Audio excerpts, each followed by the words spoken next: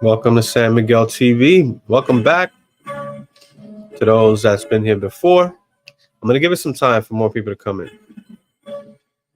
Yes, yes, yes, yes. Let the music play.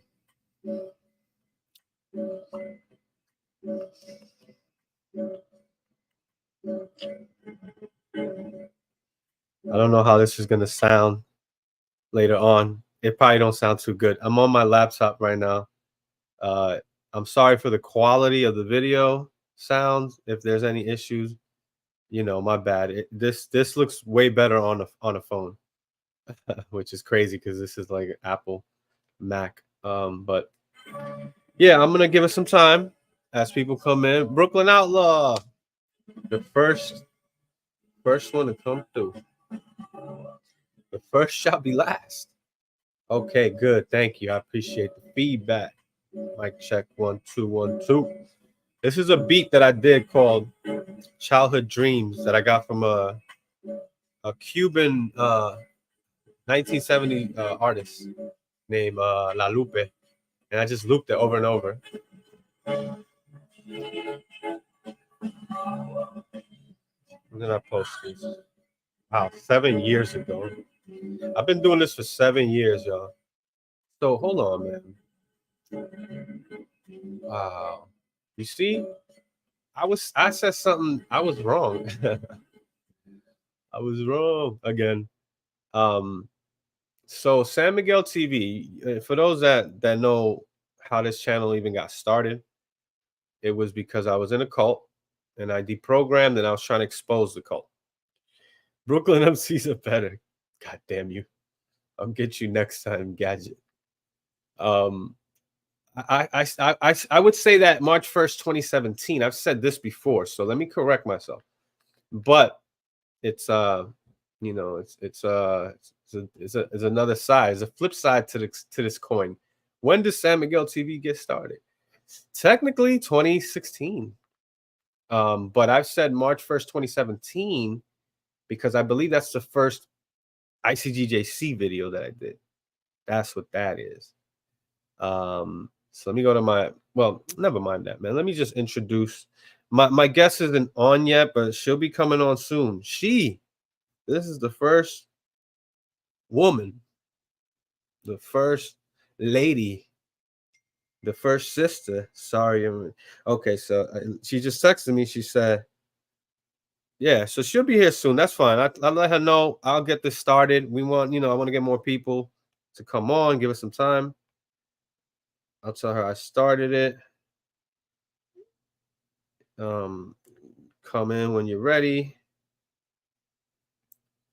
I'll warm it up for you. I didn't tell her that, but might get the wrong impression over here.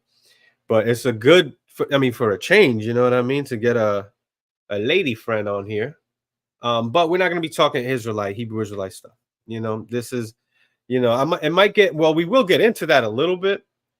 But Scheme Hoffa, that's my guy right there. Scheme Hoffa, Brooklyn Outlaw. I see you in the comment section. Two of my favorite people in the whole wide world. I mean, I haven't really traveled abroad like that, so don't consider yourself so special. You guys, yai in my book, the San Miguel book. I'm thinking about writing a book, by the way. It's already kind of in the works. I'll give you the title. I already got the title. I've had this for a long time. This title is going to be most likely called The 13th Story. And I'm going to include some Hebrew Israelite stuff in there, along with my history, bro. I don't even want to get it. Well, whatever. Brooklyn Outlaw came on my other channel. If y'all want to go on my other channel, San Miguel TV Radio, that's my backup channel because they're trying to cancel San Miguel TV. They don't like me. They're not gonna like you. They told me, and I said, I know. Queen's rapper, by the way, 50 Cent. Can I come on the live later? Yes, sir, or ma'am, or yes. California nationalist. Who is that? Yeah, so Scheme Hoffa is on. Yeah, I was listening to Sean Price earlier. I stay listening to Brooklyn MCs, but not I'm gonna say Nas. Queens has the best rappers. Nas, the best rapper that ever, the best humanoid that's ever blessed the mic. I think she's on. All right. So this you're not she's in the background right now. So I can see her, but y'all can't. And just to give it a little introduction, I actually found her through BLM stuff. I in this channel I do the Hebrew Israelite stuff. That's how I got started. I'll get her on in a minute. And I know y'all probably are not familiar with this, so we're gonna get into it. I got a lot of videos already, to show and photos, and this story is crazy. Her story needs to be told, and I'm gonna get her on in a few minutes. This is Arabella Cherie Foss Yarbrough. So here we go. You are on. Hey, Hey, welcome to San Miguel TV. How you doing? I am doing good today. How are you? I'm doing good. So I got this live started. You know, I don't think people know who you people on my channel. They don't know who you are. I was gonna post this story Mhm. um on my channel because it's really interesting, and I connected with your pain. Like I felt like your frustration in the videos that I'm gonna show in a minute. And but you want to explain? You want to introduce yourself? Pretty much, and kind of get into how you became known. Because I found you through a story where it's your typical BLM story where a black man gets shot by police, and then here come the protesters, and you were standing up against these protesters that were trying to defend somebody that was shot by the police, and you had a side of the story that it's like nobody wanted to hear that story. So, that's why I wanted to get you on so you could be able to tell that story. So the floor is yours. If you want to just introduce yourself and uh, Yeah, tell us where you're from and how you became, how you got into the news. yeah. Yeah. So my name is Arabella Fasialbro. I am from Minneapolis, Minnesota. I am a mother of three boys now. Um, and excuse my dog in the background, guys. um, but the reason that I am known, if you like look up my name on Google and stuff like that, is because I was a gun violence victim. Um, on July 13th of 2022, my neighbor across the hall decided to take upon himself and shoot into my apartment unit with me and my two young boys that I had at the time. Um, What's his name again? Andrew Andrew Eckley Sun Sun. Sunberg, yes. Yeah. I'm Yeah. yeah, I'm Yeah. still a little like I really, after the situation happened, I kind of just try to forget. But um, he decided to take upon himself and shoot into my apartment unit while me and my kids were there. Um, and it ended up being after I had to, call the police and have the police like help the police come get me and save me and my kids. It ended up being a 6-hour standoff with the police, Right. and they ended up killing him. And Black Lives Matter took it upon themselves the next couple days to come protest outside my apartment complex where this happened. Mind you, me and my children still have our items in there. We still technically live there. So we have to see this. Mind you, I'm half Black. My dad's Black. My mom's white. My children are full African American.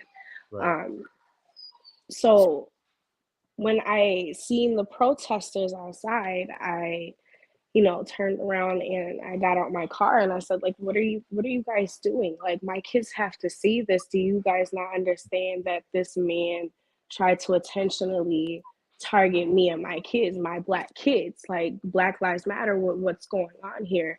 And none of these people, there were so many people out there. And I'm like, none of these people came to check on this man. This man was known for having mental illness.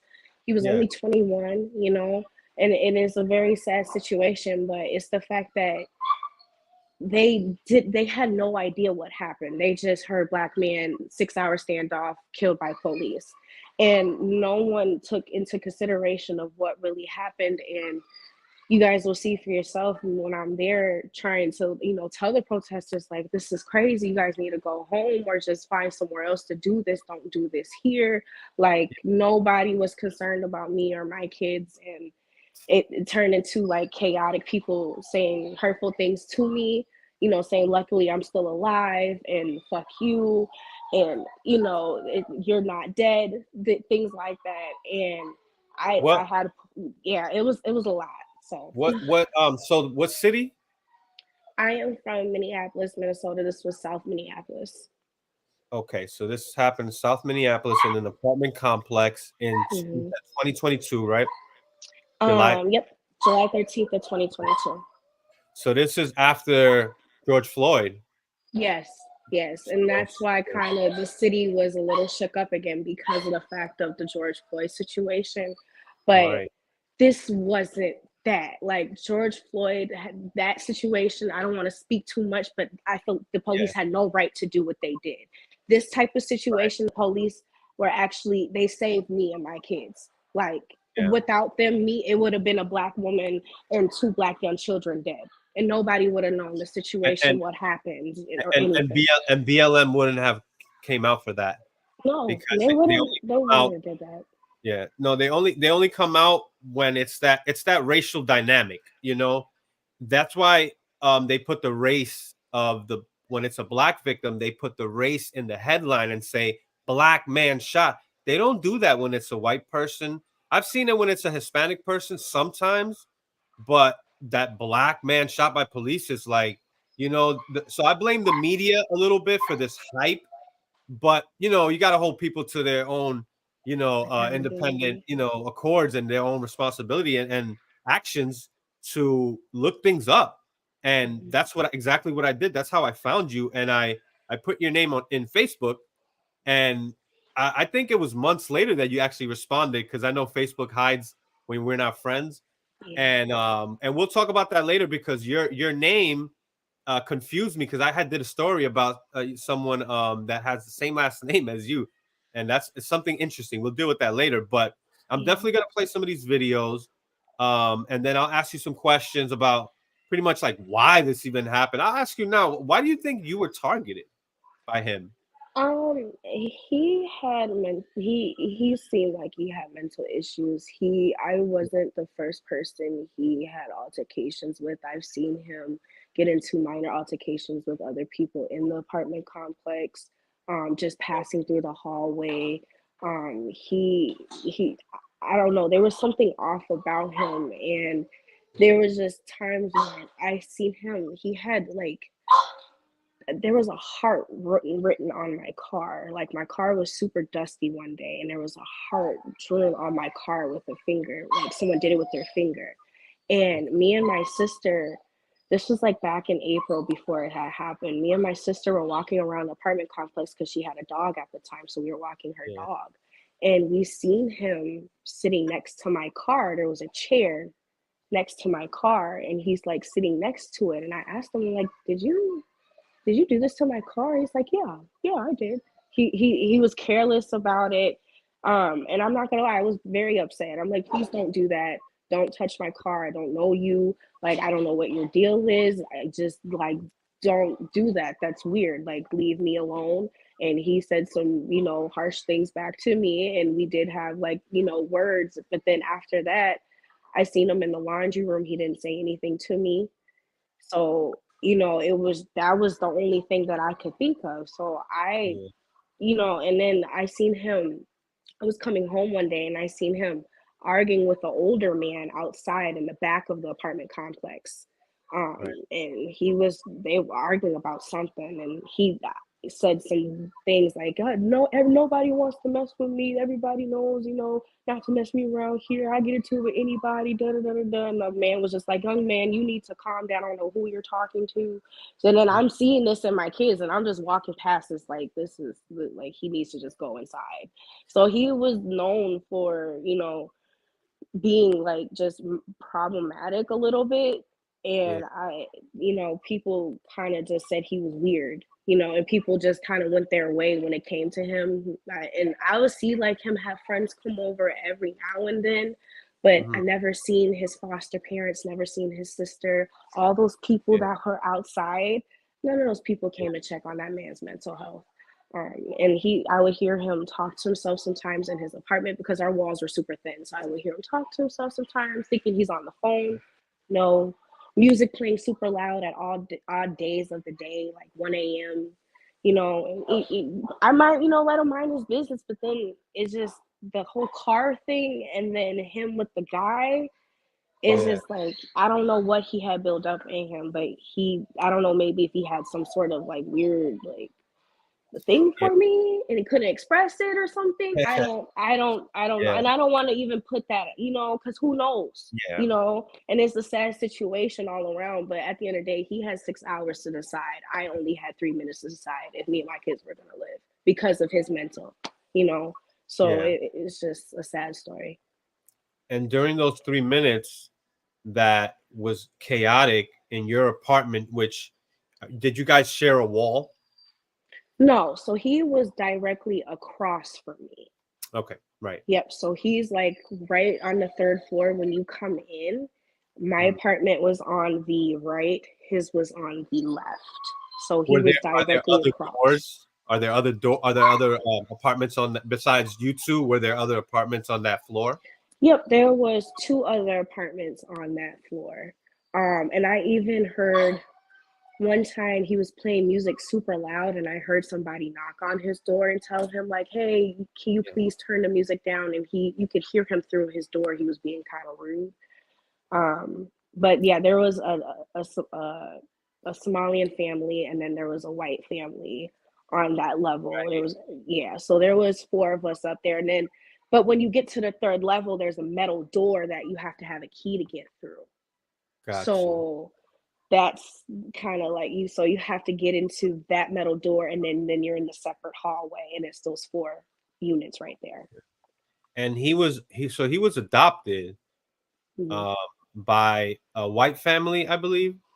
Yep. Um, So so that yeah, sister, the part his apartment was under his sister's name. Do you know if that's his biological sister or like foster sister?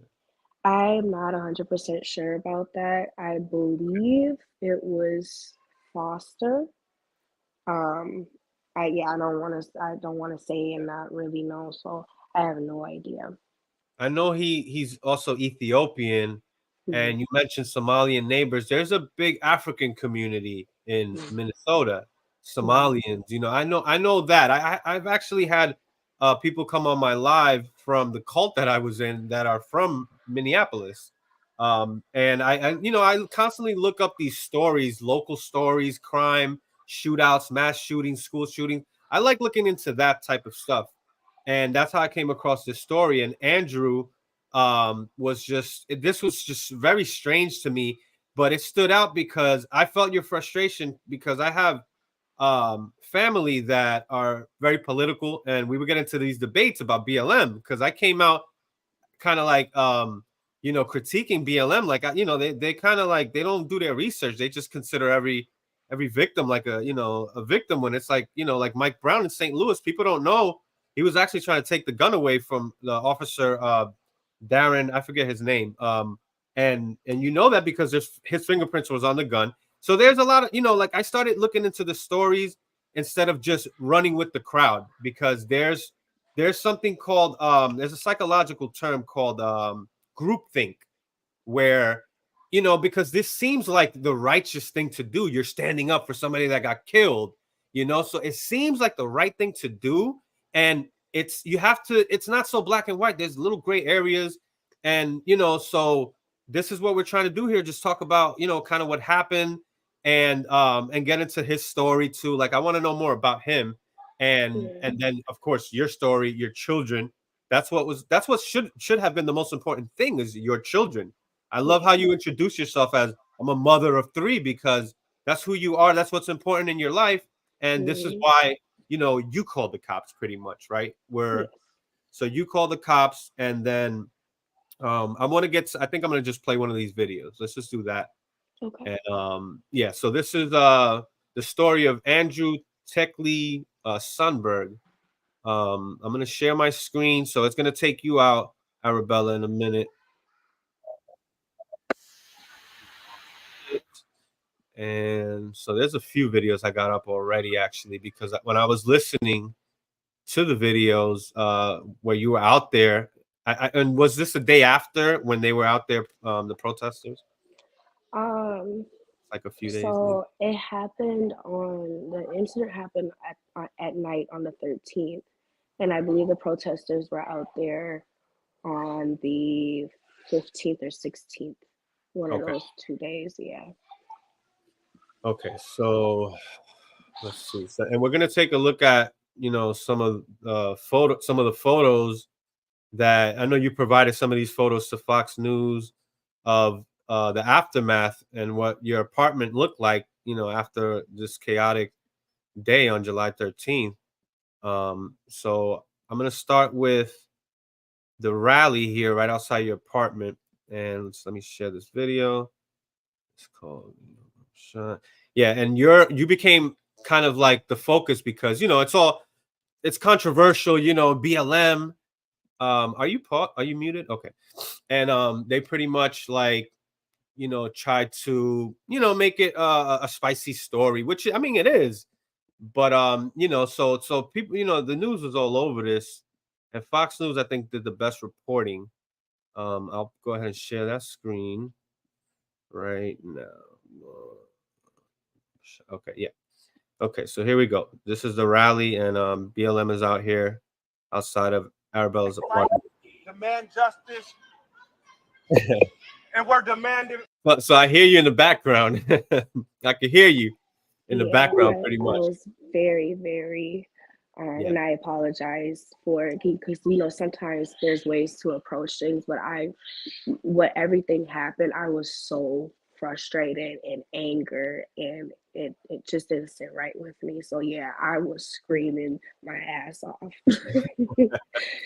Yeah, no, I feel you. Like, not, this is exactly the reaction that should be, natural reaction pretty much. And it's like we're in the Twilight Zone or something, like what's going on? It's like bizarro world. Like the reaction that you had is what they should be having, and they're making it seem as if something's wrong with you. And it's Yeah, like, like I was crazy or something. That anger was for me and my kids.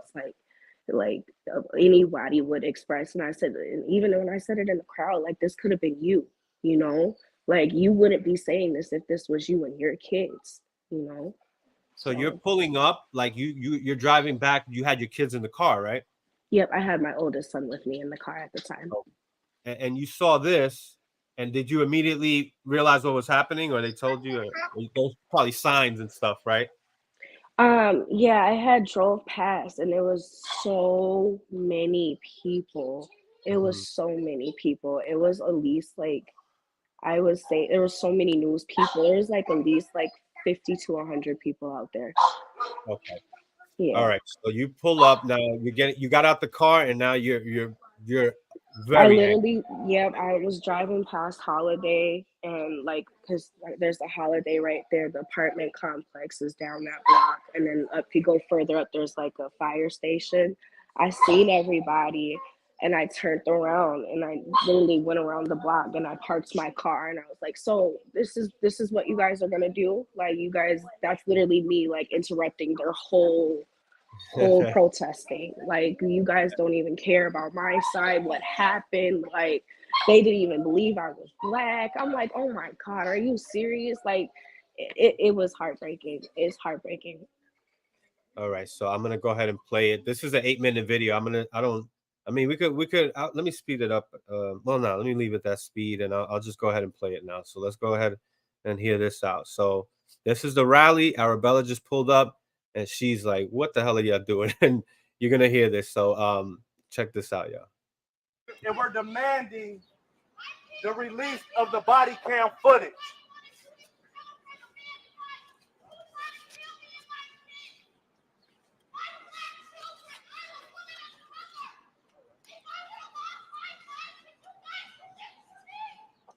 Yes, ma'am.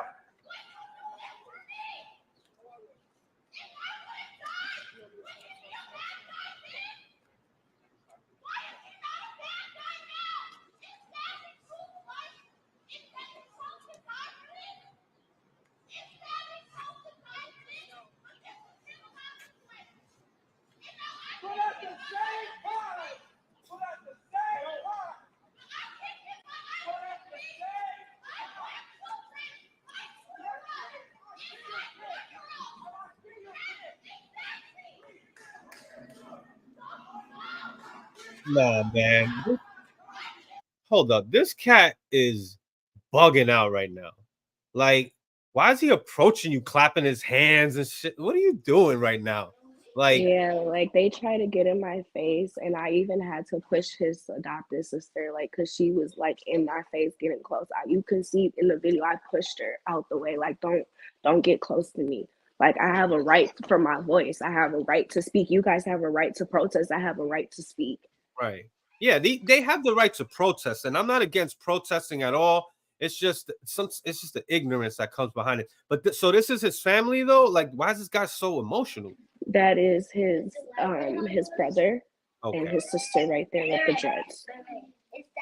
Yeah, man. You know, that's like when it comes to family, it's like they're not gonna think clearly. It's like all they know is that their family member got shot and killed, and it's like, you know, so they use that emotional appeal, and it's like there's another story, and you came with that story, and you were making great points. You said, what if your kids or you would have died? He would have been the bad guy, but because he died, now he's not the bad guy. Like, yo, you were killing them with logic. Like, and that's something I constantly promote on this channel. Is like, we got to study logic and rationale and just basic understanding of coming to conclusions, the right conclusions. These people don't, it's like they're just not thinking clearly, you know? So, you know, I feel your frustration. I think this is great. And I saw this video later on, but okay, now I got more understanding. So this is his family. So the woman with the dreads, that's like the colored yellow and green dreads, that's his sister. That's his sister. That's the one who co-signed the apartment. That's what Right. I was told by my landlord at that time, the landlord at that building. Right. Okay. So yeah. So it's getting a little rowdy here. So I'm gonna play it. I'm gonna just go through it a little more because this is some good reporting here. They get a good amount of footage here. So let's go.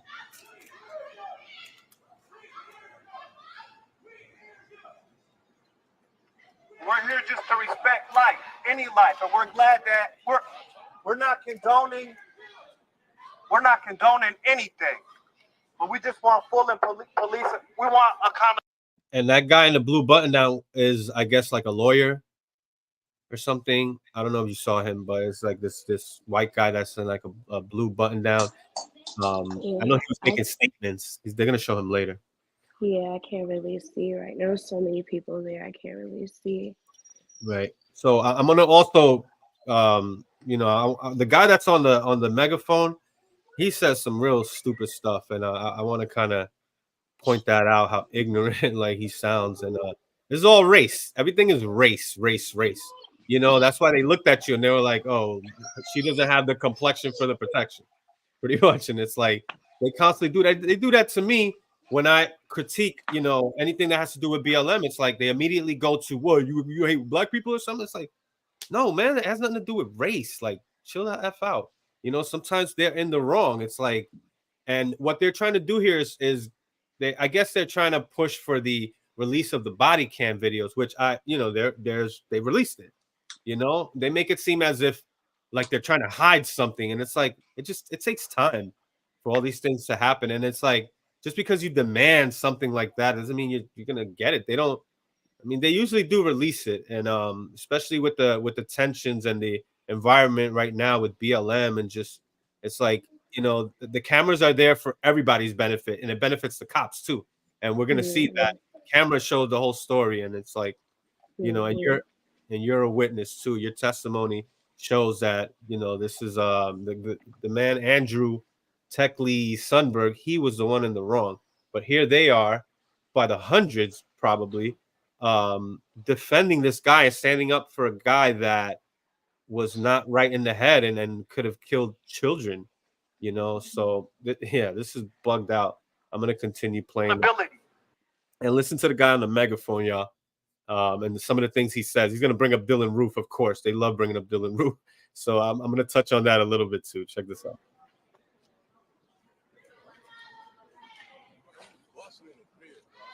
We're not condoning. We're not condoning.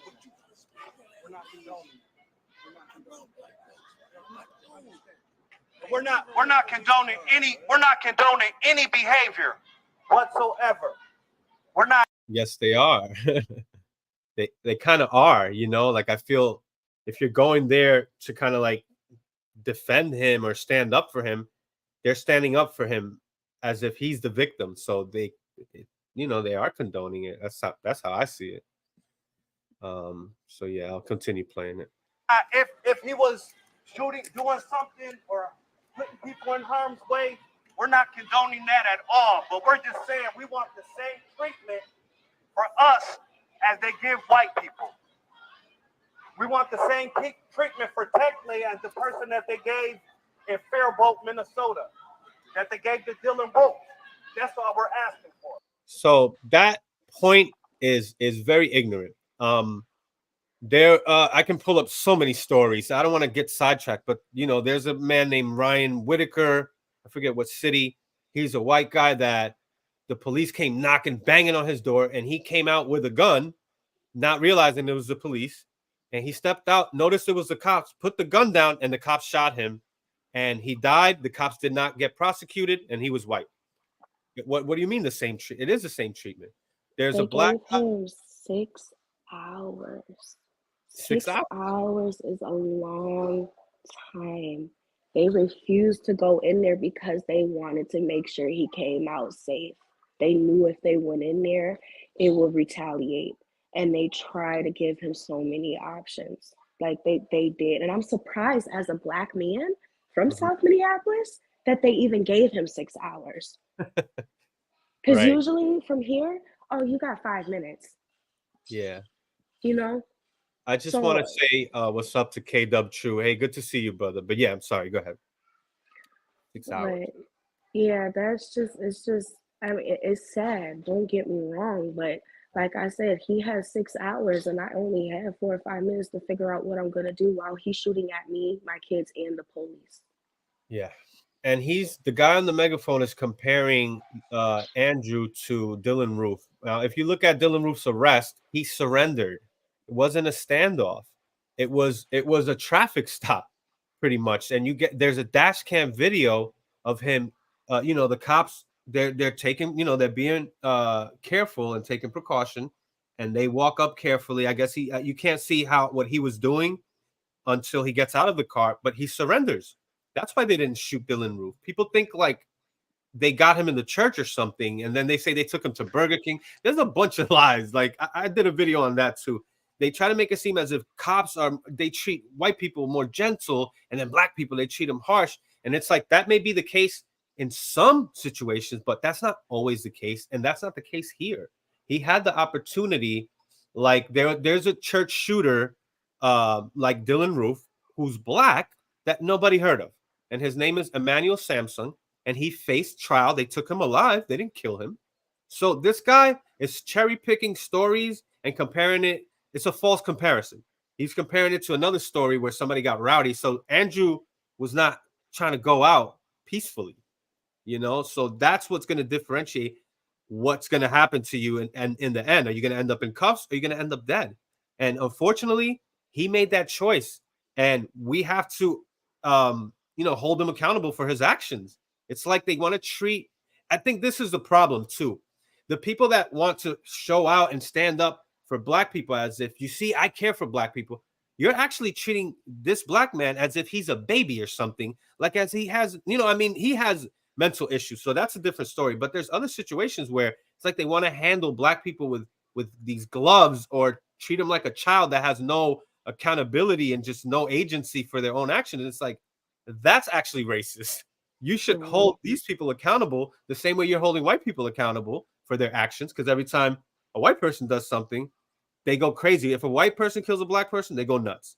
But how many times are black people killing black people. That happens a lot in Minnesota. I've seen videos where they were targeting white people in downtown Minneapolis by stealing phones, and it was groups of kids that were all black, and every victim was white. I was like, yo, this is crazy. And it didn't get as much attention. There weren't people protesting, making it a racial issue.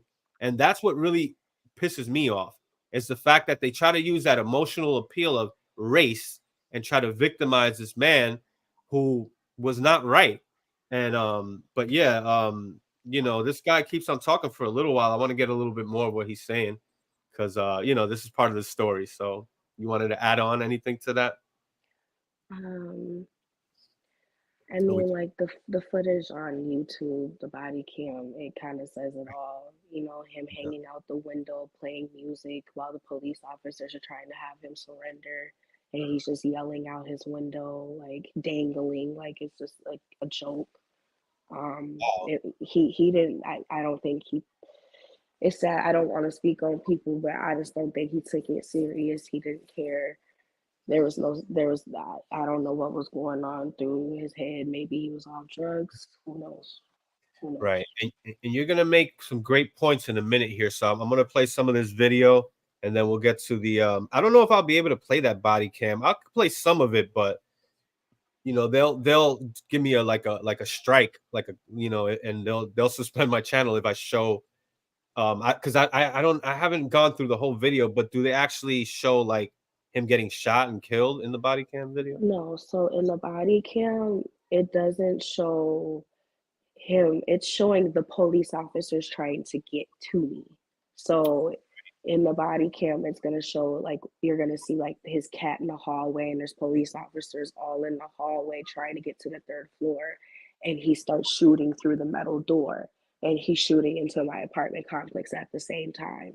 And then within like a minute and 34 seconds within the video, you see me like coming out the metal door trying to hurry up and push it in, because I'm thinking the police officers are going to come in and get us out of there, but they just hurry up and pull me out. And then my kids are walking while he's literally in his apartment shooting, and they're walking in the hallway just like hopeless, don't even know what's going on, still in shock. Right. I remember seeing that. That's what the body cam will show. There is another body cam of him hanging out the window playing music, dangling, and then there's another body cam, but it doesn't show him being, it was a sniper. They got him through a sniper from another apartment complex from the roof. That's how he was targeted. And it doesn't show, as far as I know, it doesn't show anything of him. But yeah, the main body cam is the one with me and my kids in it, and it shows literally what happened at that moment. Right. So that's actually a good breakdown of the body cam. I mean, I can show some of it, but I know I don't have you for that long. So I mean, you're fine. You're okay. Okay, cool. All right. So let's get through some of this, because I want to point out some of the things that this guy says, because it's the typical narrative from BLM. And this is what's problematic right here. This is what they put in people's heads, as if this guy was treated differently as somebody else. Like Daniel Shaver is a white guy that was killed in, I believe, Las Vegas by cops, and he didn't have a gun. They had him crawling, and all he did was make a little movement that they thought was him reaching for a gun, and they killed him. And like that, this is not, you can cherry pick stories and compare and do what's called a false comparison, and say, look at Dylan Roof and look at George Floyd, and it's like, wow, that's like a crazy comparison that it doesn't even, it's not the same thing. But that's a whole different story. But it kind of goes into this whole thing, because this is the narrative, this is what's in these people's minds, and that's why they feel the need to come out there. And some of these people are out there for I mean, I know that some of these people kind of like they feel like this is the right thing to do. They might be just deceived or confused, or but they feel like their heart is in the right place.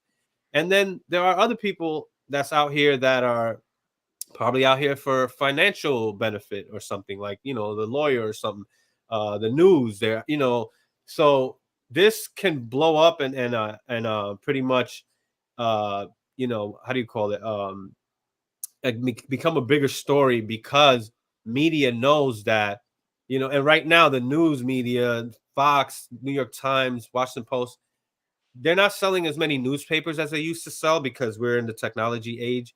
So you know, everything is online. So they have to find a way to kind of like make up for that loss that they, you know, they used to make a lot of money with the newspapers. Now they're not. So they like to hype these stories up, and they kind of, you know, use that dynamic of race, and they'll put black man shot by cop so people can click on it. It's clickbait pretty much. And when you look up the full story, which is what we're trying to do, get all the details, you see that there's more to this. It's not so black and white, you know. So all right, so let me just get through this a little bit more. And I'm glad that, you know, we're alive today to stand out here and demand accountability.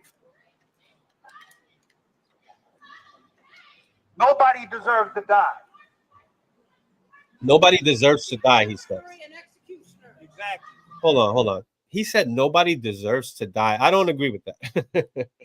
I think that some people, I don't know, I mean, deserves to die. I don't know if I'll use that word, but there's actions that's going to lead to a reaction. And it's like, yeah, I mean, I guess we could use the word deserve. If there's a certain action that you take, it's going to lead to a reaction that's legal. But, you know, these cops, they, you know, they have to stick by the book for the most part, especially now with all these cameras, body cam. Like, they're going to be as careful as they can be for the most part. You know, I try to look at both sides because I know there's some cops that are just, you know, grimy as hell and they power trip and all of that. That's a thing. Yeah, But it is. but I don't think I think that the majority, or not the majority, but I think that there are, you know, I guess people like BLM, Antifa, people on the left. There's usually like liberals and Democrats and progressive, you know, or what do they call them? The Democratic Socialists, you know, people on the left that are left leaning with politics. They usually like to kind of coddle, I'll say, or kind of like stand beside and stand up for these victim classes, or like women, LGBTQ, black people, immigrants. You know, they like to use those groups that are like downtrodden or maybe like struggling, and say, "Oh, I'm gonna help you," or you know, "You're, you know, I'm with you, I understand you," and it's like this emotion, and it's no logic. It's just nothing but just pure like emotion. There's no thought behind it. And it's like, you know, they're talking about death, and it's like, this is sad. Somebody died. So yes, that's not, you know, a good thing, but it's like that doesn't mean you automatically have to jump up and defend the guy. So this is where I draw the line, and I'm like, now these people are crazy, you know, like this is your story pretty much sheds a light. And the fact that you came out there and did what you did brought more attention to the other side of the story, because of, I mean, if you didn't do that, it probably wouldn't have, you know, I would have never came across you. I would have, you know, so, you know, and your story would have never got heard. So, you know, it would have been, people probably would have burnt down businesses and stuff, you know, behind this guy. Because this is why I think this needs to be called out, because this is not just people protesting. Sometimes because people are confused and they think they're on the right side of history, or they want to be on the right side of history, they'll feel like they need to make noise and destroy and burn stuff, you know, burn people's business. They'll burn black businesses sometimes. And it's like, what are you doing? How does that help the situation in any way? Martin Luther King used to always protest, or used to always push and speak against rioting and looting and all this stuff, you know. And it's like, where is that at? How did we go backwards now? And you know, and that we've lost, you know, this Martin Luther King had the right idea, and he did it peacefully. There's nothing wrong with protesting, and there's nothing wrong with, all right, they want to protest, they have that right, but get your facts straight, you know. It's That's my thing. But yeah, let's continue just a little bit more. Some people do. So this is a comment. Some people do things that get them killed. It happens. There you go. So yeah, that nobody deserves to die. I don't necessarily agree with that. The police are supposed to make an arrest and hold people accountable for their crimes. So if he was shooting, he should have been arrested. What? That's crazy. They tried to arrest him. They had everybody in the apartment complex outside. No one could go home. There was people who literally everyone in my apartment complex who could not go home. I was outside until 1 o'clock in the morning. My kids had no clothes on, no shoes on, literally because we couldn't go home. Like he had an option to surrender. They tried their hardest because they did not want that man to get hurt because of the George Floyd, because we went through looting and rioting already. We lost so much and the police funding lost so much. So they were trying their hardest to make sure, like everybody was like, just go in there and get him already at this point. Like, why is he not surrendering? He just tried to harm her. And the police like, no, we can't do it. We can't do it. We have to wait and see and write it out and see. Yeah, I mean, this guy is basically making it seem as if they didn't try to arrest him, and then what he's saying is just patently false. He's saying, I mean, it's true to a certain extent. There's like this is like a half truth. Police are supposed to arrest people, yes, but they Mm-hmm. also have the right to protect themselves and the public.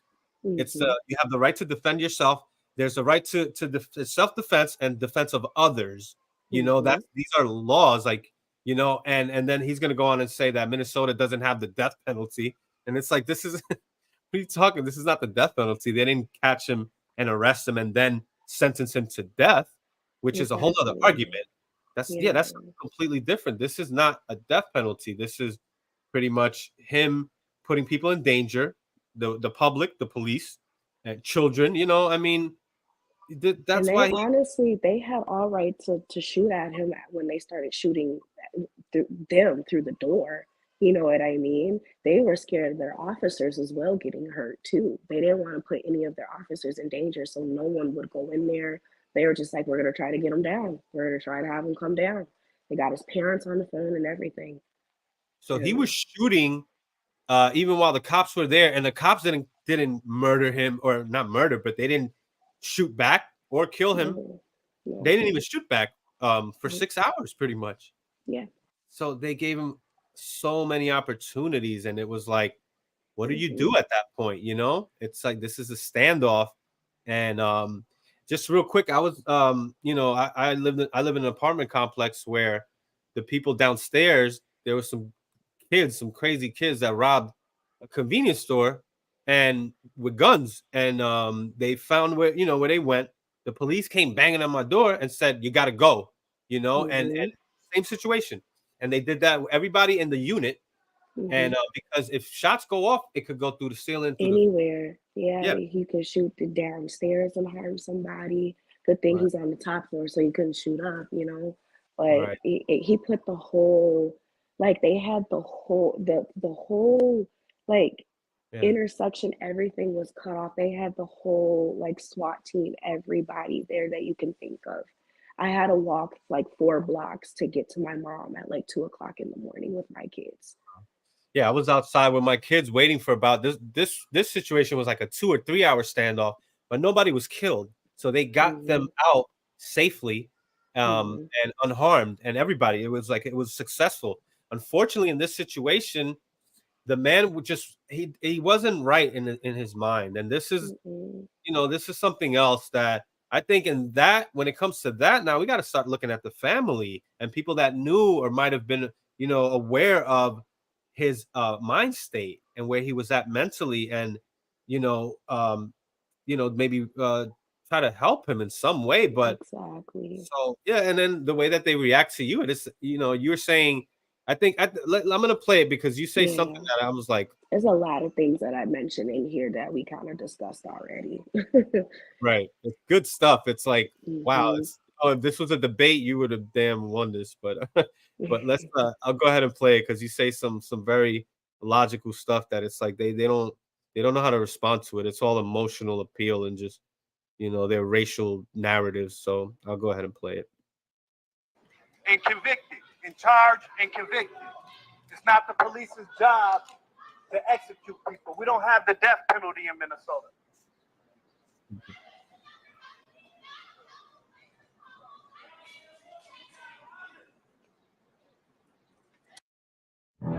The highest art. An ad came up there, but Yeah, so that's what I was talking about already. We don't have the death penalty in Minnesota. That's stupid right there. He's just, and this is how they trick some of these people. Just like say things that has nothing to do with, with the situation. Like speak on the facts of the situation. So, here we-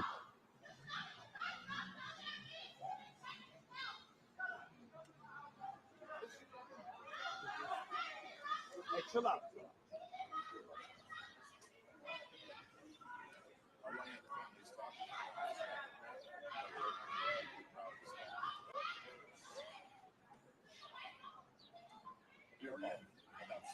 That's the escalation tactic I have. Yes,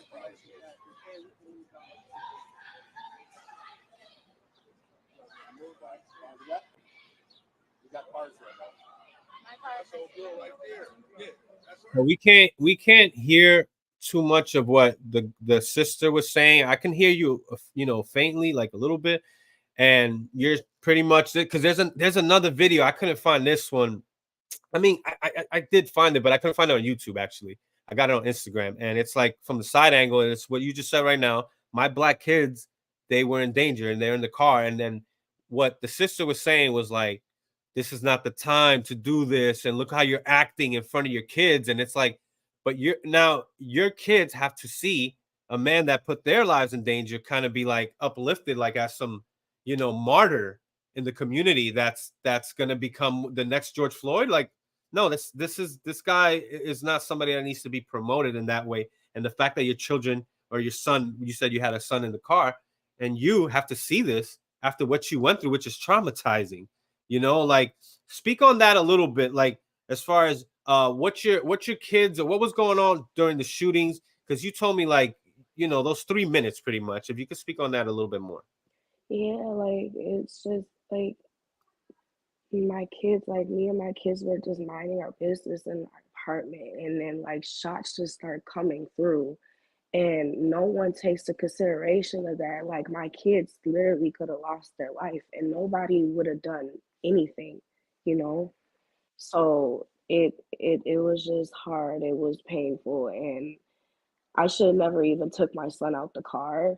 But it's like he already seen what this man tried to do to him, and thank God his little brother wasn't there because he would have been probably crying and going hysterical. But Right. it's just the fact that like do you see this little boy? Like, do you understand what this little boy had to see? And then you guys are standing here in front of his home Right. protecting this man, or like showing justifying his behavior, I should say, and then it's just like no one took that into consideration. I had to show them, like, do you see, like, do I have to really show you, like, this is what the pain, this is what this little, no one's thinking about my son's mental health now and what he has to go through and see, or his little brother. They had nightmares that like literally the next year for 4th of July, they were terrified.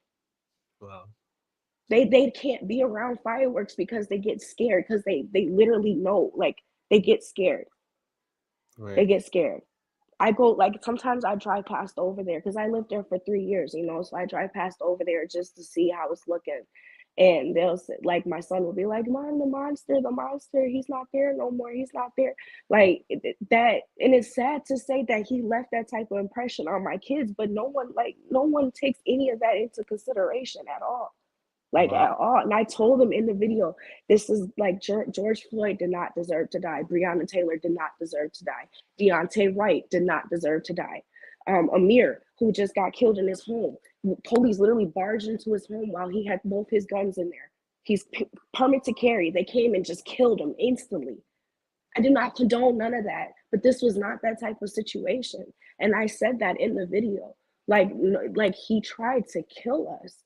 None of you guys were there. Why didn't none of you guys help him? Do you Then know you're if gonna he had see a license? his parents come up to me too. Sorry to interrupt, but his Oh, parents come up to me in that video, and they're like, I'm so sorry. I'm so sorry. I'm like, no, you're not. You didn't even contact me. wow. You didn't reach out to me. My But name was all over Minnesota. I had so many people reaching out to me who knew him personally and said right. he had issues. I had so many people reaching out to me from all over. You Hmm. guys knew who I was. You did not reach out to see if I was okay, if I needed anything. You didn't apologize for his behavior. Right. Nothing. I saw the foster parents there. So I would think that these guns were not legal if he was, if it was documented that he had mental issues. Exactly. He had illegal big firearms in there, is what I believe in the police report. I could be incorrect, but I know for a fact because I had my guns. I'm permit to carry, and I Right. had my 2 Glocks in there. But I know for a fact he had. But you should have seen the bullet that came through my wall. He Oh, had at least like a 45. yeah, we're gonna put that up. So 45. Okay, yeah, that's what I was gonna ask you because man, these bullet holes are Are crazy. huge. Yeah, and then so for like 3 minutes you couldn't leave the apartment. Now you're like hostage in No, it's longer than that because you got to think about it. He's shooting. I'm calling them, waiting for them to come, and it's taking him like 10 minutes to even get up to me. right. So that's a lot, and he's constantly shooting in the hallway, shooting.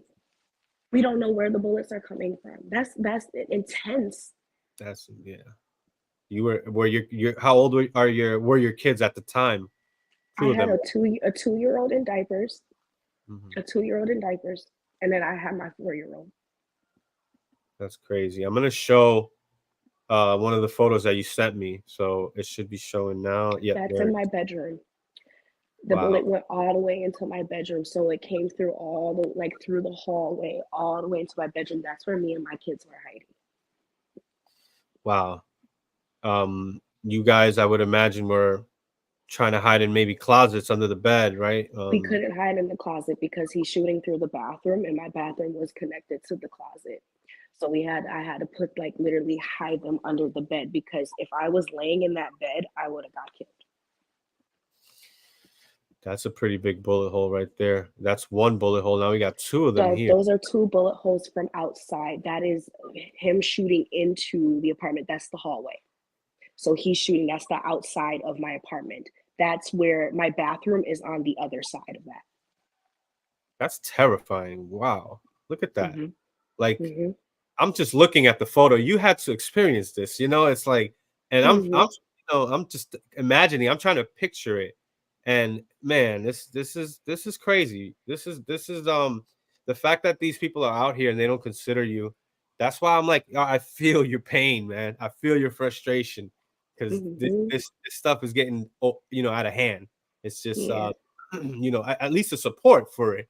Like let's stop this. This is not good. I love what you did. Like you were very brave, I have to say, because there's people that don't want, especially like if you're not a person. You are a person of color, but if you're not African American 100%, they might use that against you and say, "Oh yeah, it's just because you're not black. You don't understand. You're not black." Literally, they think I'm white or Hispanic. Yeah, yeah, right. And that's something I already have to deal with growing up. So Yeah. it's just hard. My own country, my Mhm. own where I was born and raised North Minneapolis, you know. So like that hurted me like for real. Like it's like my whole life I have to protect just who I am as a person because like I have to prove myself all the time. For what? Right. And then you You don't really know? fit in on each one because maybe some white people will look at you and be like, "You're not white," and then black people look at you and you're not black. That it's like there's no like you're kind of like playing both sides of the fence and you never fit in.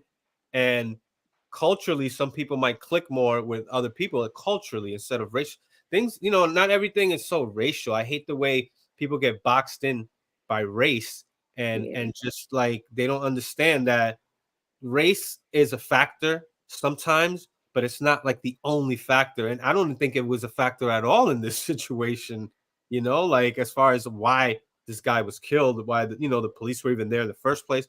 This has nothing to do with any of that, With any of that at all. And that's what I was explaining at the protest too. Like this is not a George Floyd situation. This is not a Breonna Taylor situation. Right, I'm completely against what happened to those people. Those people did not deserve to go like to die at all. right. At all. You Breonna know? Taylor wasn't holding the gun. Her boyfriend Kenneth Walker had the gun, and he shot. And I understand why the cops did what they did, but it's still a tragedy either way because she wasn't the intended target. She wasn't the one shooting. Exactly. She was just in the vicinity of where the shooting, so all of that, that's a whole different story. Like that's more Yeah. complex. This is Or black like and white. Trayvon Martin, for Yeah. example. That was the main first one that took people's eyes, that a little boy literally died because he had Skittles in Arizona with his hood up. Right. Like that's horrible. Like, and this is not that situation, and no one, everyone forgot about it. No one really cares. It is what it is. It happens, but it's like me and my kids still have to deal with that. I lost my job. I worked from home. I couldn't get access to my computer. I told them everything what happened, and because I was already with attendance because I had kids and didn't have a babysitter at the time. They Boy. took that as like a third strike. So me almost losing my life was their third strike, and I lost my job because of that. I had to start all over. I had to start all over. And nobody considers this. This is why I couldn't wait to get you on. I was so happy when you agreed to come on. I was like, yes.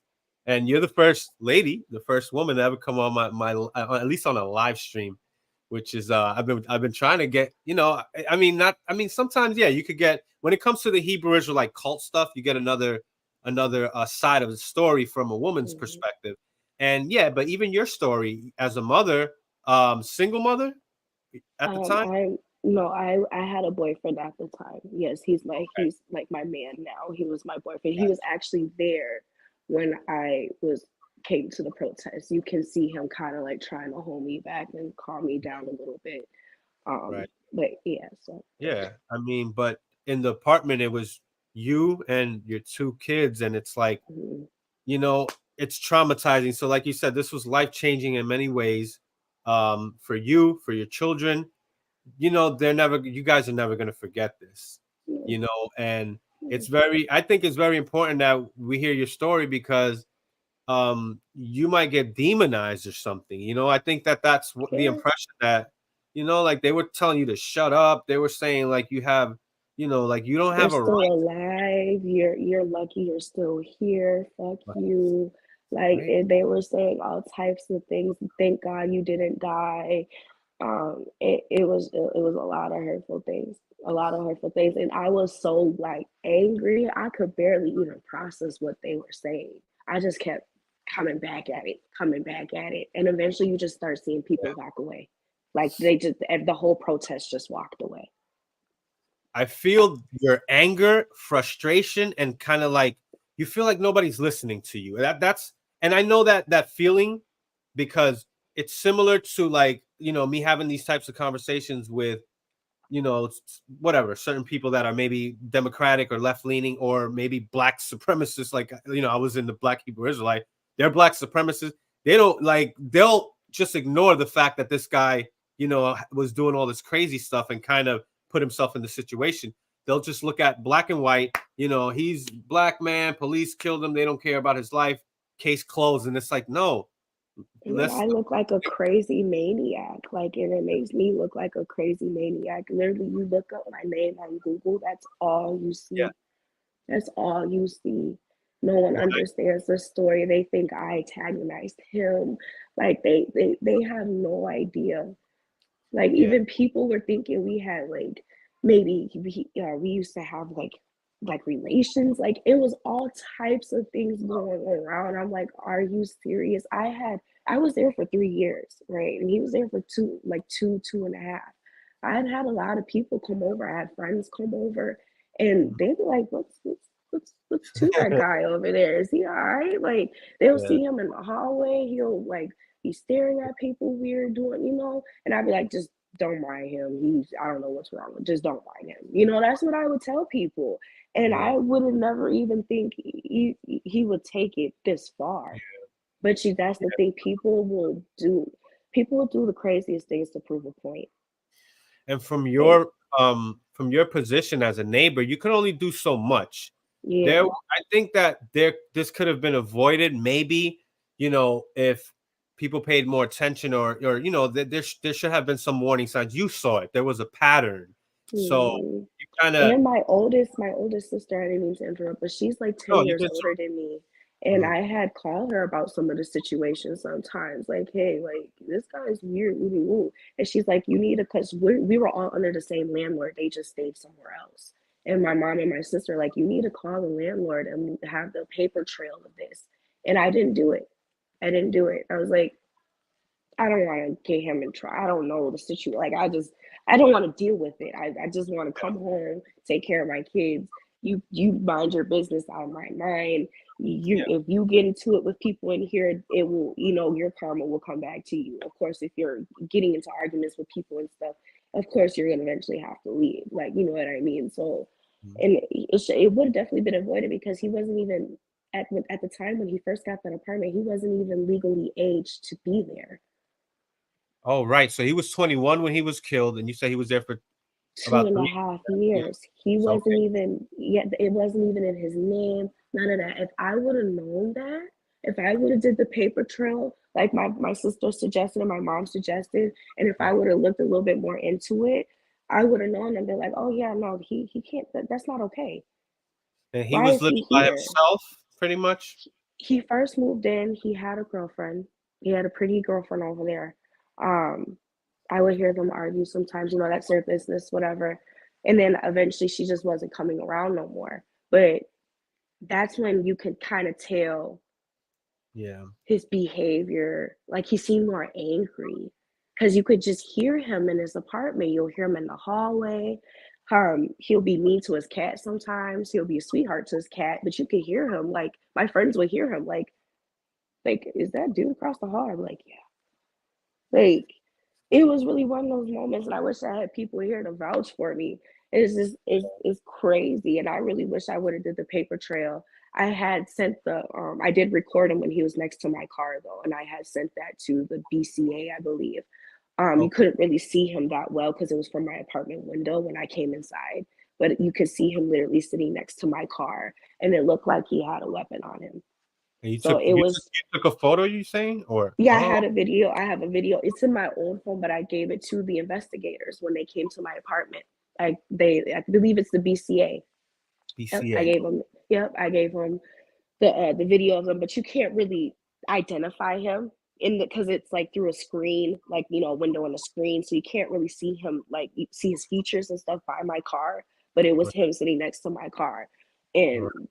like it was just so much weird tension built up with just him personally, and just I don't know, and it's sad because he was so young.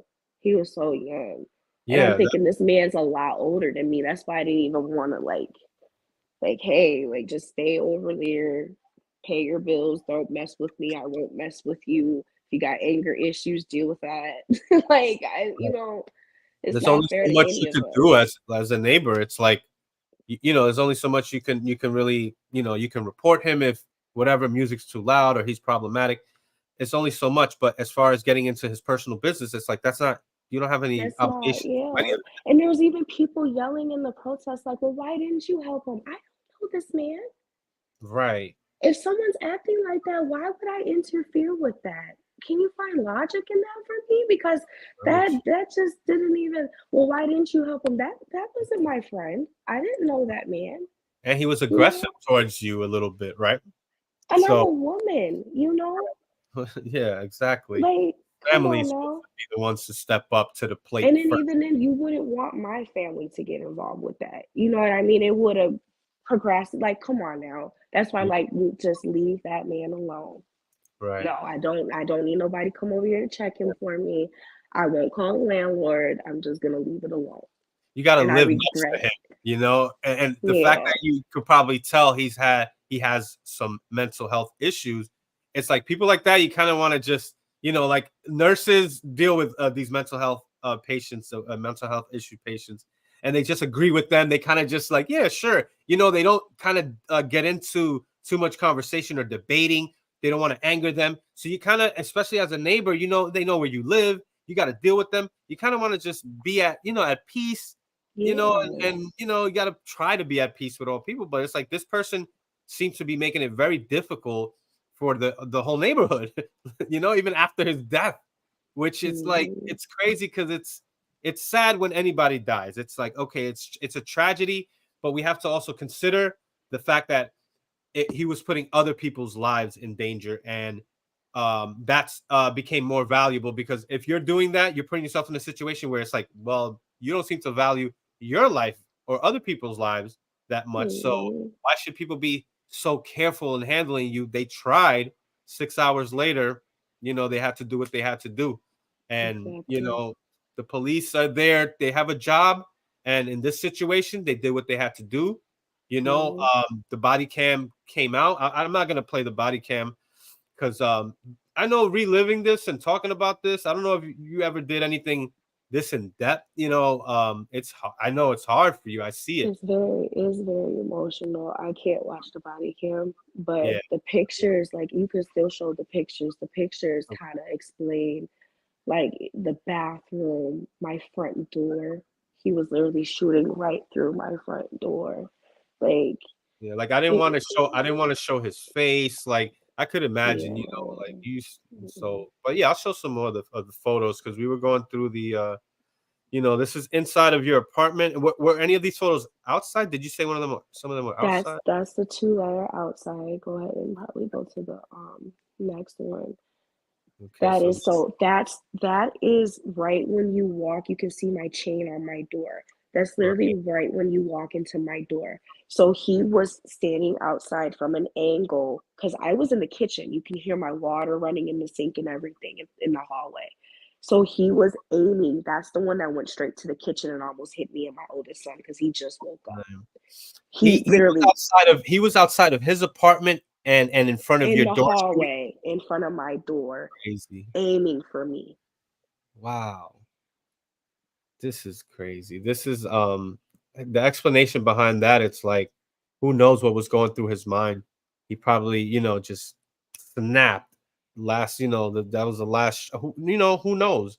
People take stuff out on others, and it might be, Mhm, it might have been frustrated with his own life, and he doesn't know how to deal with those frustrations. He might have just needed somebody to talk to.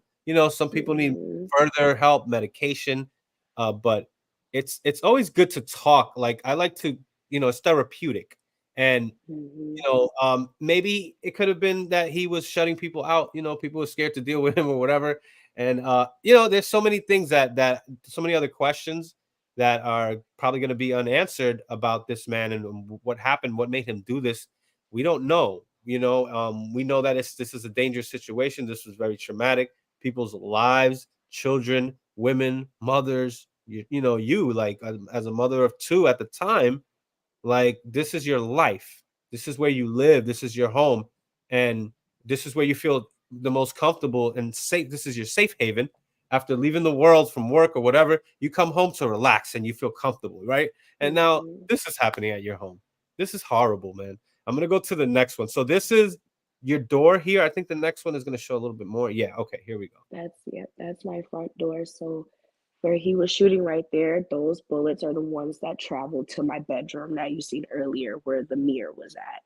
All those bullets Holy went snap. I straight. You see. can even see like the hallway closet right there. It went straight back into my bedroom. All of those bullets. I see a lot. I see one, two, maybe three, 4, 5, 6, 7, and And then then I don't know that big bullet in what the is like that yeah, that he did that with the gun. That was all from that was never there. That big thing in the middle, that was never there. He did that with his gun. he did that with his gun. He must have shot a bunch of bullets in the same spot. Mhm. He must have shot a bunch of times in the same spot. Wow. So Mhm. apartment 308. Look at this. This is it right here. This was Mhm. the chaotic situation. This is the aftermath, and this, and you're here now to talk about this. So Mhm. wow, I mean this is an amazing story. That's This my is a little bit bathroom. more So about those are the two bullets that you seen in the hallway. The previous, those two separate bullets, that's the other side. That's my bathroom. The whole mirror was right there. It's completely that. gone. Yep, So this is the bathroom is the other side of that. Okay, that. man, this is going all over the place. Jesus Christ. Mind you, my bath, like my closet is like there's a door from my bathroom to my closet. Those were traveling to my bedroom as well. Okay, so I think this is the last photo And here. then Yeah. it even went through the wig spray. Wow, look at that. Oh my Yeah, God. This is crazy. yeah. That could have been, man, I don't even want to say it, but yeah, look, And look. I'm always in my bathroom. I was always in my bathroom taking pictures. I was always in my bathroom. Like that was I loved my bathroom. That was like sometimes I'll go in there just to like hide from my kids sometimes. Like that was like my little area I would go. And yeah. So this is a good comment. This is my friend, Brooklyn Outlaw. He constantly comes on here. This is my guy right here, and we actually spoke about this, right? So he says, luckily she didn't clap him. It could have happened. It could have happened. She's a mother with 2 kids. That's Mama Bear. So Mhm. talk about that. Like you had your guns there. So Yeah, I had my guns. I was on the phone with the operator. I asked them, should I shoot back? Should I shoot back? They said yeah, no, no, wow, don't do it because you don't know what he has over there. And I'm glad I did it because trust me, I would have went out with a bang. I had 2 Glocks on me. I had one that had 14 bullets in it. The other one only had 7. I would have went out with a bang, but me and my kids wouldn't have survived. It probably would have pissed them off. it And probably you would. got to think about it.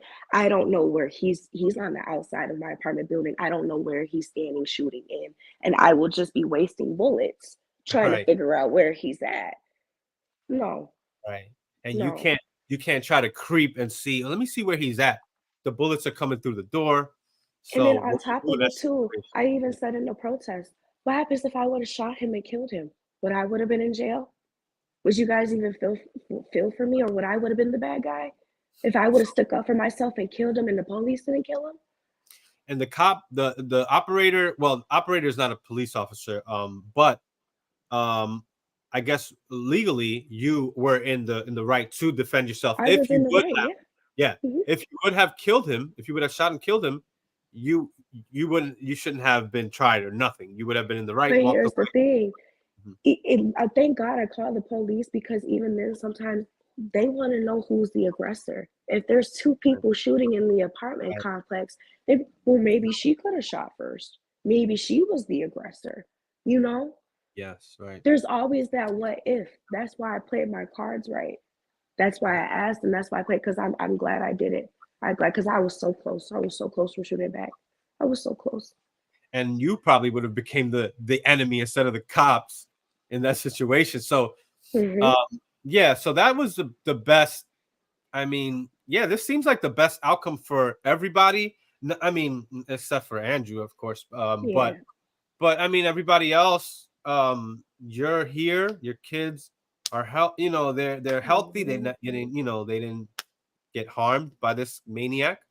But there's after effects, and um, I want to give you some final, maybe if it's on you, if you want to say something just to close it out. But I want to say thank you for coming on. Hmm. You didn't have to do this. You know, you were asking me who are you, and I'm like, I don't know, I'm just a guy. You know, I'm just interested. I was just very interested in this, and I just got the idea to have this conversation that I don't normally have, especially to have somebody that's, you know, you're the main character here in this story. You know, besides Andrew, it's like you are the untold, forgotten, swept to the side story that's like you should have been the main story. This is actually what happened was good. At the outcome, at least for you, and you know, because you weren't hurt. You know, and I know there's you said you lost your job, so Yeah. that happened. But you know, and it's like it holds you back, but you get your life back on track years later. Hmm. You know, and if you know, this is a year, what, and a half later or so, Yeah, almost. and thankfully I was blessed by the community because my sister put up a GoFundMe for me. And I was so upset she did it. I was like, she put it at 10,000. I was so upset. I was like, please take it down. I don't want nobody to feel bad for Oh, me, you wow, know. that's And good. they seen after that protest, because they had a GoFundMe too. And people were furious that they were donating to that, and they started donating to me. And I thank the community. There's people all over the world who donated to me. And if you are watching today, thank you. Because I was able to get me a home. I paid a year up in my rent.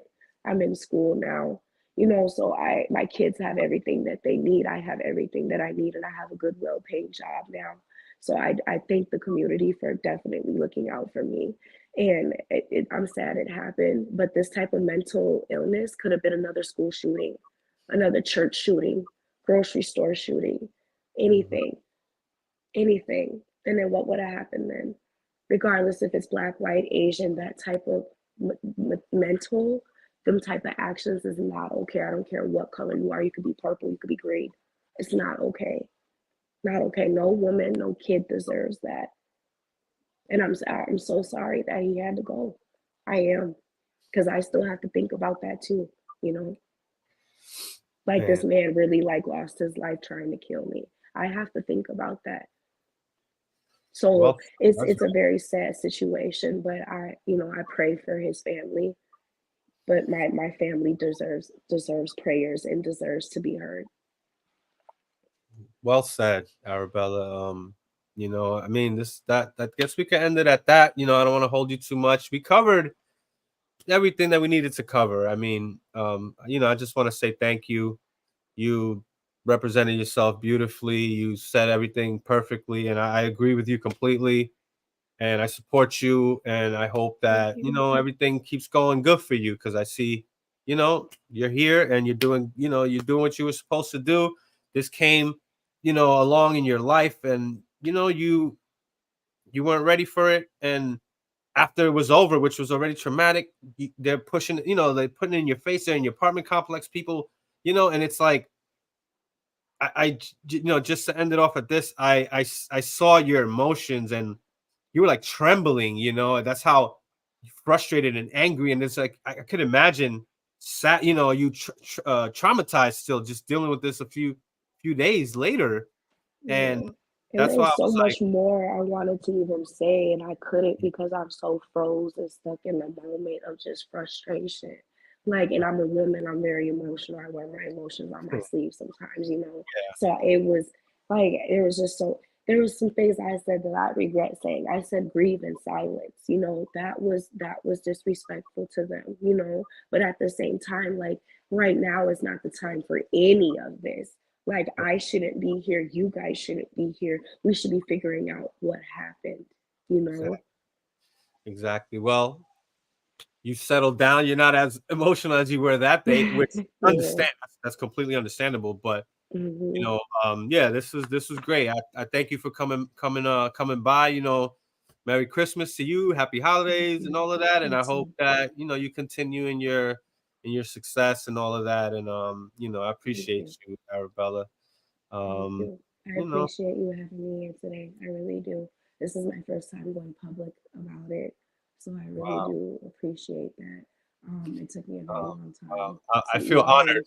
yeah, it Yeah, I took me feel a honored very that I long got that time. opportunity. But Yeah.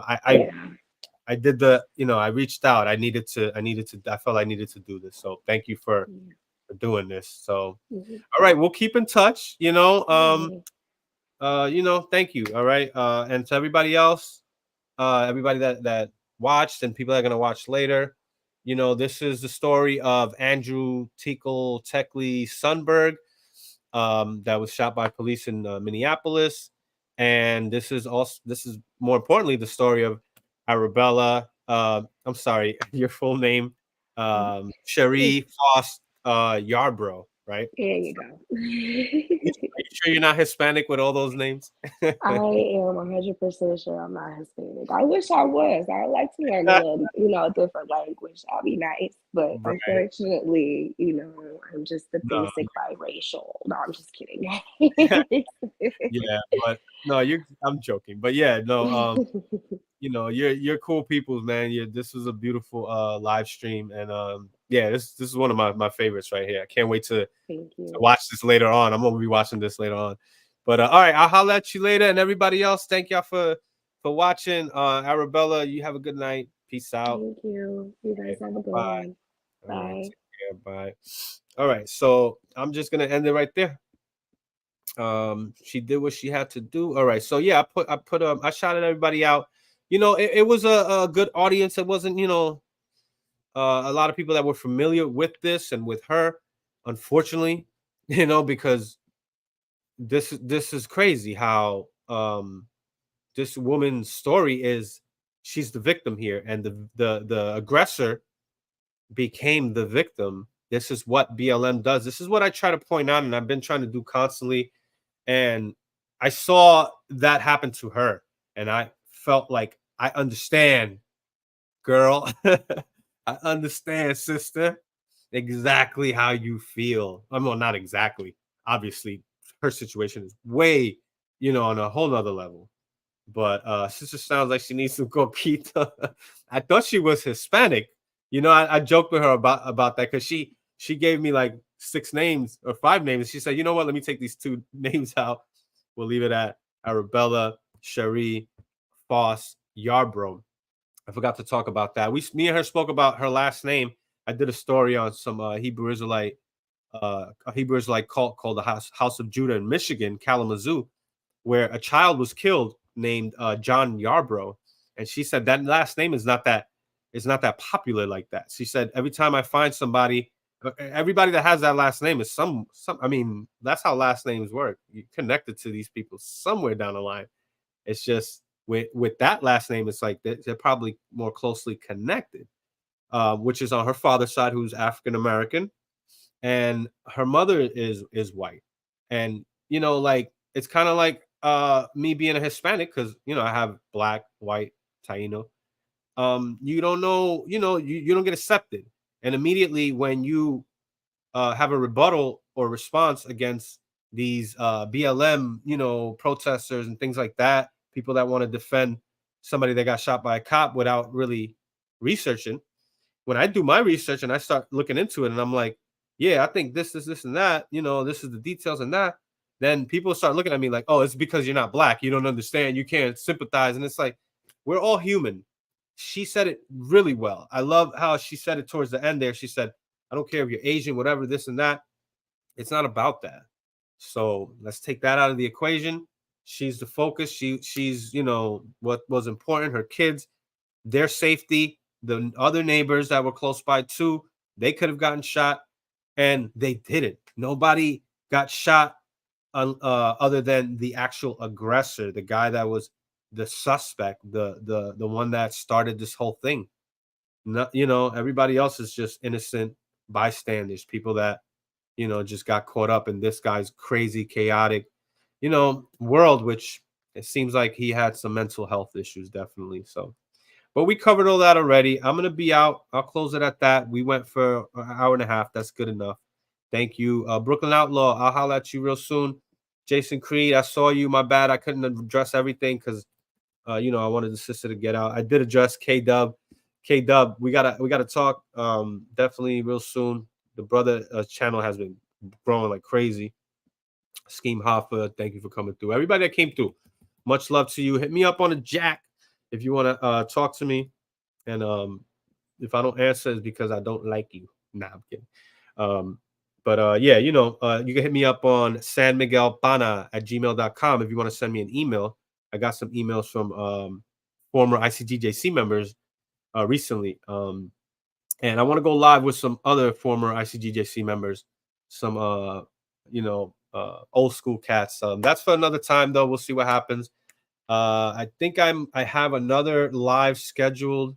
It's not scheduled, but we're planning it. It's me and a brother named End Times Teacher, I believe, and I think he studies with GMS or something like that. And he's a Hispanic Hebrew Israelite 10 tribe, and I think we're gonna go over the 10 tribe thing again. That's like my specialty, man. Mr. Cellular Earth Reality, thanks for covering her story. Great stream. Yeah, thank you. I appreciate it. It was, man, this was great. One of my favorites right here. This is it's a little different from what I usually do. As far as who I live stream with. But I cover this BLM stuff all the time. I try to talk about these shootings and different things, crime, and this is on that level. And man, what a great stream. But yeah, Arabella, of course, she's thank you to you, sister, for coming through. She didn't have to do this at all, and she did it well. Tenacity, I see you. Yeah, well, I'm gonna end it right now. Go back and rewind it, and I'm gonna holler at you soon, Mr. Tenacity. Inc. Everybody, go check him out too. My man, right there. We got some things in the works though, man. We got some stuff coming soon. You're gonna come back on my channel, brother. I'm gonna get you real soon. So, all right, y'all. That's it. Peace out. Love y'all. San Miguel TV signing out. Shalom.